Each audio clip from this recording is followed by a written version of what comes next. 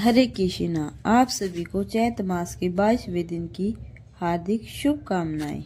आइए आज हम 22वें अध्याय का सुमरन करेंगे।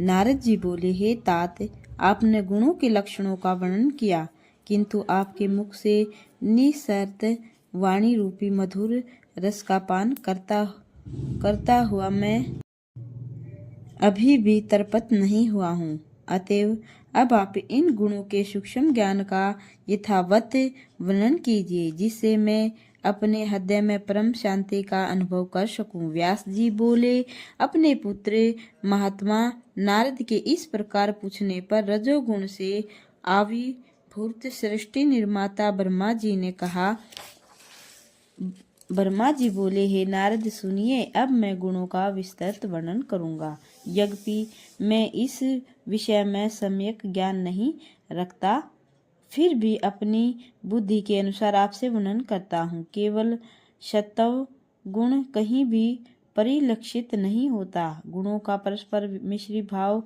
होने के कारण वह सत्व गुण भी मिश्रित दिखाई देता है। जिस प्रकार सब भूषणों से विभूषित तथा हाव भाव से युक्त कोई सुंदरी स्त्री अपने पति को विशेष प्रिय होती है, तथा माता पिता एवं बंधु बांधवों के लिए भी प्रीतिकर होती है, किंतु वही स्त्री अपनी सौतन के मन में दुख और मोह उत्पन्न करती है। इस प्रकार सत्वगुण के स्त्री भावनापन होने पर रजोगुण और तमोगुण से मिलने पर भिन्न वृत्ति उत्पन्न होती है। ऐसे ही रजोगुण तथा तमोगुण की स्त्री भावनापन होने पर एक दूसरे के परस्पर संयोग के कारण विपरीत भावना प्रतीत होती है।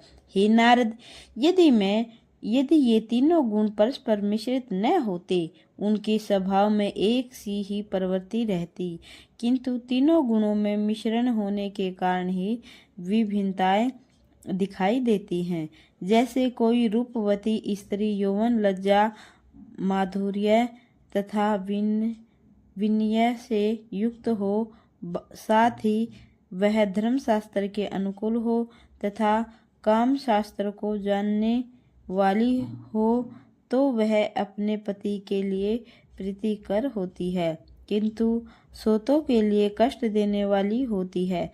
सोतों के लिए मोह तथा दुख देने वाली होने पर भी कुछ लोगों के द्वारा वह सत्वगुणी कही जाती है, और सत्वगुण के अनेक शुभ कार्य करने पर भी वह सोतों को विपरीत भाव वाली प्रतीत होती है। जैसे राजा की सेना चोरों से पीड़ित सज्जनों के लिए सुख देने वाली होती है, किंतु वही सेना चोरों के लिए दुखदायी, मूढ़ तथा गुणहीन होती है। इससे प्रकट होता है कि स्वाभाविक गुण भी विपरीत लक्षणों वाले दिख पड़ते हैं। जैसे किसी दिन जब चोरों और काले काले मेघ घिरे आए हों, बिजली चमक रही हो, मेघ गरज रहा हो, अंधकार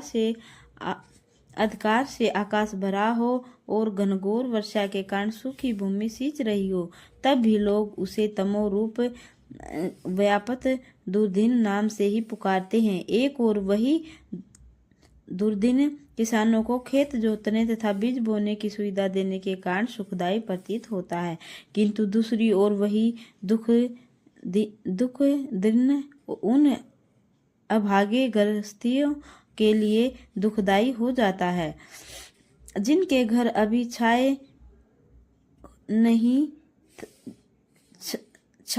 जा सके और जो तर्पण काष्ठ आदि के संग्रह में व्यस्त हैं। साथ ही वही दुर्दिन उन स्त्रियों के हृदय में शोक उत्पन्न करता है जिनके पति परदेश गए हों। उसी प्रकार ये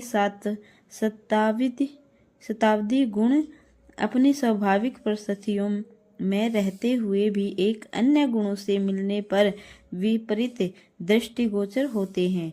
हे पुत्र, अब मैं उन गुणों के लक्षण पुनः बता रहा हूँ, सुनो। सत्वगुण सूक्ष्म, प्रकाश, स्वच्छ, निर्मल एवं व्यापक होता है। जब मानव के संपूर्ण अंग और नेत्र आदि इंद्रियां हल्के हों, मन निर्मल हो तथा वह उन राजस एवं तामस विषयों को न ग्रहण करता हो, तब वह समझ लेना चाहिए कि शरीर में सब सत्व गुण प्रधान रूप से विद्यमान है। जब जिस किसी की हद देह में रजोगुण प्रधान रूप से विद्यमान रहता है तब वह बार बार जम्हाई सत्व सतमवन तंद्रा तथा चंचलता उत्पन्न करता है। इसी प्रकार जब अत्यंत कलह करने का मन चाहता हो तो वह अन्यत्र जाने की इच्छा हो,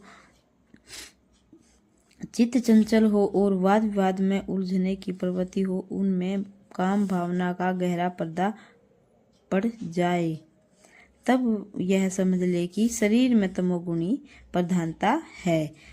उस समय शरीर के अंग भारी हो जाते हैं, इंद्रियां तामसिक भाव के वशीभूत रहती हैं, चित्त मूड रहता है और उन निद्रा की इच्छा नहीं करता। हे नारद, इस प्रकार सभी गुणों के लक्षण समझने चाहिए।